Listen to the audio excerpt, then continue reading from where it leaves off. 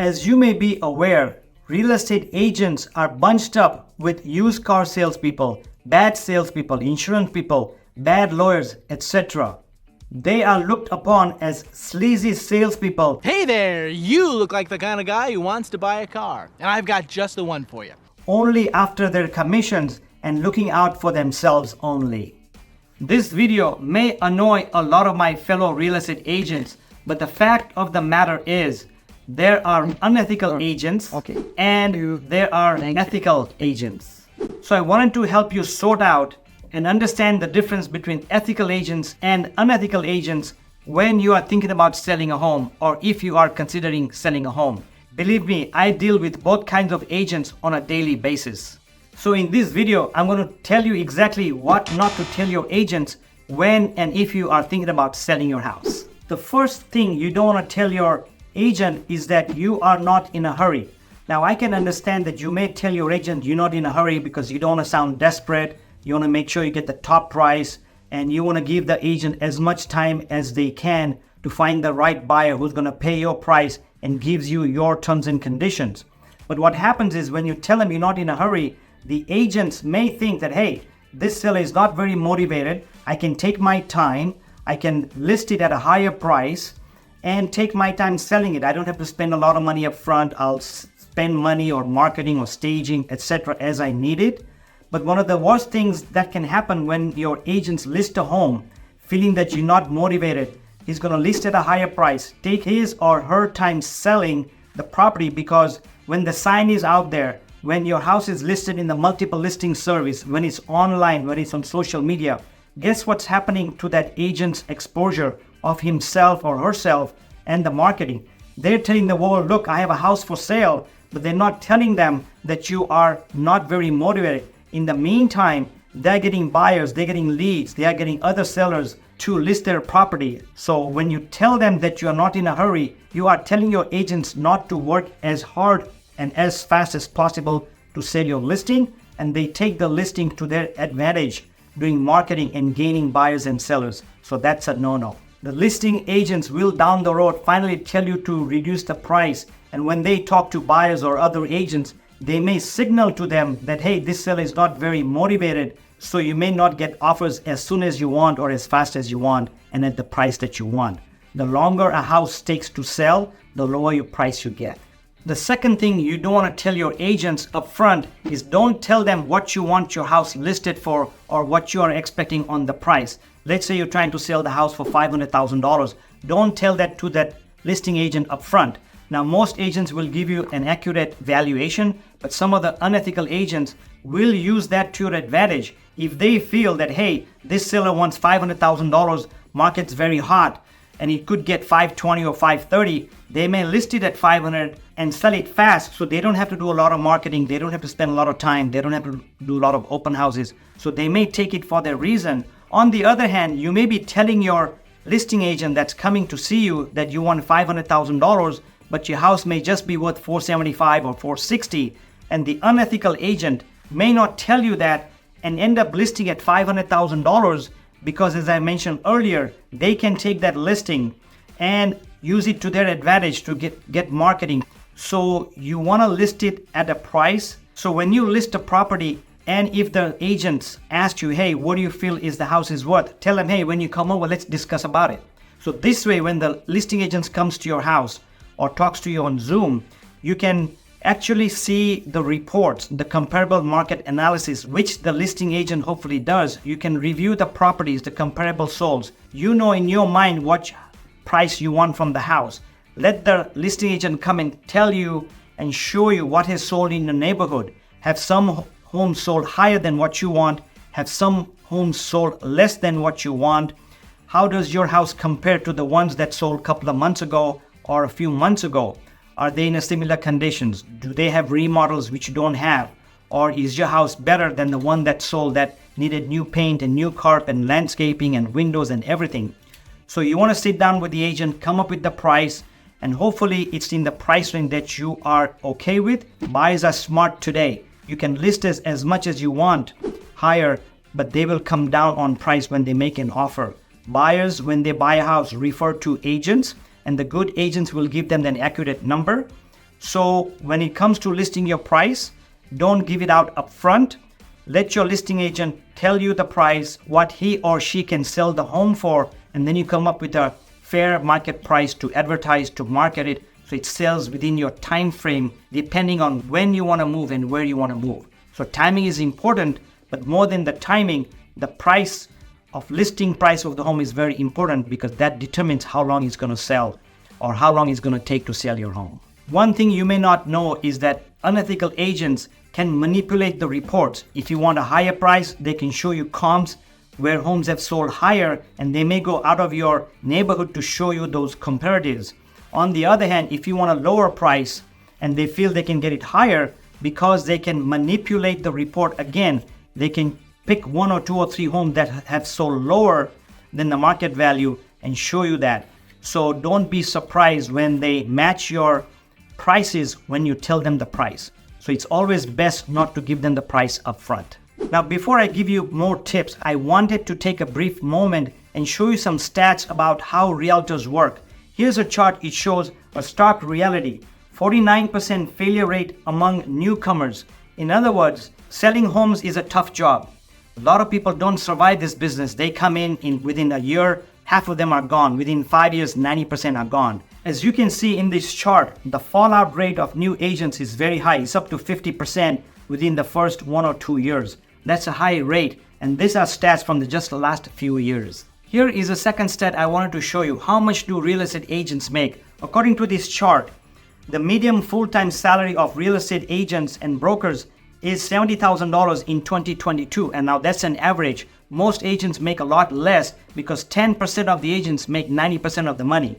If you look at 2012 to 2014 to 2016, the average income is only $50,000.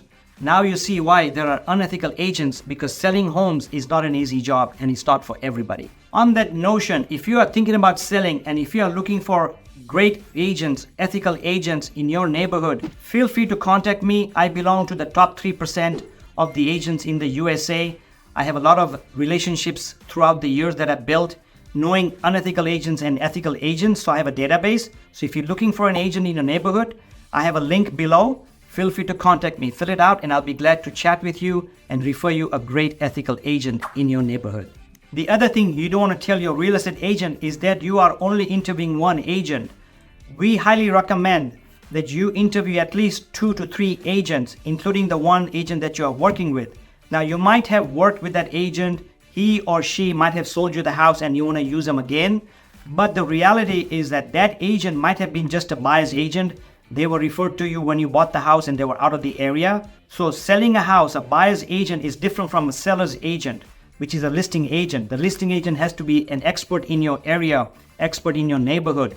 So we recommend that if your agent, even though if it's referred, is out of the area, at least talk to 1 or 2 other agents in the neighborhood, and you will find out several things. Once the agent that's coming to see you knows that, hey, this seller is going to be talking to 1 or 2 or 3 other agents, they're going to bring A game to you when it comes to your presentation. Are they going to be accurate? Are they going to be firm on your price? Do they have a very accurate comparative market analysis? When they show you the marketing, are they going to show you what exactly they're going to do for marketing to get your home sold? Professional photography, staging, 360-degree tours, videos, drone videos, social media advertising, Facebook advertising, internet advertising, and on and on and on. So if you don't interview any other agents, they may just come in and say, hey, I'll do what I want, do what I want. But when you tell them you have another agent coming in, they will bring their A game. They will have a checklist of marketing. They will also tell you how they're going to communicate with you. And of course, you're going to ask them, hey, how often, Mike, are you going to call me or text me? What should I expect? So they're going to bring all this to the table, knowing that there's other agents. The other advantage is, even if you are going to 100% sure listing with this agent that you are referred to, then you still want to talk to at least 1 or 2 other agents, because what they may tell you about the neighborhood, what's been happening. Hey, is there a hospital coming on the market? Is there a ramp or freeway closing that they found out and you did not know about it, or your agent was not aware of it? Anything could be happening in the school. Is the school district changing? Is there a hospital coming? Is there something happening that you may not know of? So by talking to other 1 or 2 agents, you'll find a lot more not only about your neighborhood, about the housing market, the housing trend, but also about the neighborhood trends that you may not know about. The next tip is don't ask your listing agent, what is your listing time frame? If you ask them that question, most agents will tell you it's 6%, it's standard.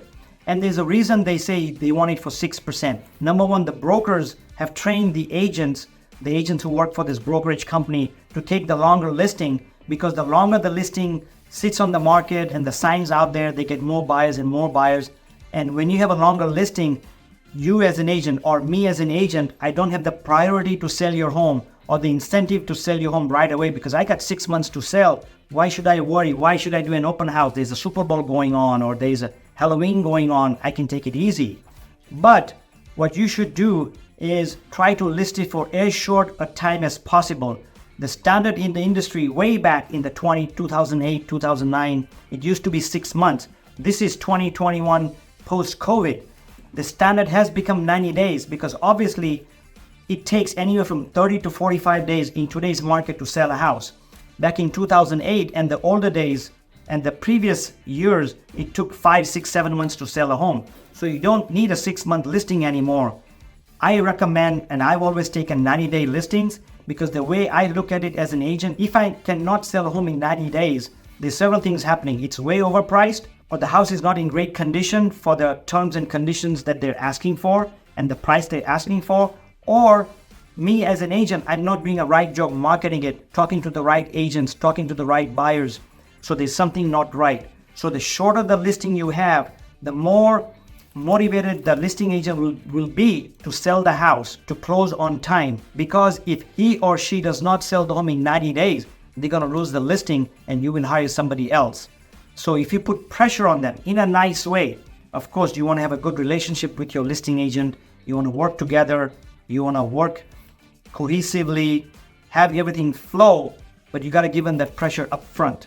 And listing it for not for 6 months is one way to do it. The other question you do not want to ask your listing agent is, what is a good time to sell? Or is this a good time to sell? You don't want to ask that question because the fact of the matter is nobody knows what's a good time to sell other than the seller themselves. A good listing agent will ask you these questions when you call them for an interview. The first thing that I do at least is, why do you want to sell the home? How soon do you have to sell the home? And where are you moving to? Do you already have a house or do you have to buy some other house? What price do you want to market your home for? Now these questions are very critical because when you ask a listing agent, what is a good time to sell? Or is this a good time to sell? They're going to say, yes, it's a great time to sell. Remember, an average agent wants to sell your house. They are after their commissions. They want a sign in the door. They want the advertising on social media. They want to do open houses. So yes, they want you to sell whether you're ready or not. The real question you should ask the listing agent is this a good time for me to sell? And then let them answer that. So there's a difference between, is this the right time to sell? Or is this the right time to sell for me? Because your situation may be different. As a listing agent, I may want to ask you, Mr. or Mrs. Seller, why do you want to sell your house? And you may say, well, I have to sell my house because my kids are having a baby. We need to move closer to them. Or my mom is sick now. She's in New Jersey and I have to get closer to her as soon as possible. Or you have a promotion and you need to be in that town within 90 days. So you have to sell right away. Or you might say, you know what? I bought this house 15 years ago. I did a lot of remodeling. I was hoping to get $500,000, but if I get $600,000, I may want to sell. In this case, you, the seller, is not motivated, so this may not be the right time to sell. And if you list your property, you're going to go through a lot of agony and distress and people coming in your house, etc., and that's not a good thing. So the great question to ask your agent is this a good time to sell for me? And then let them answer that question.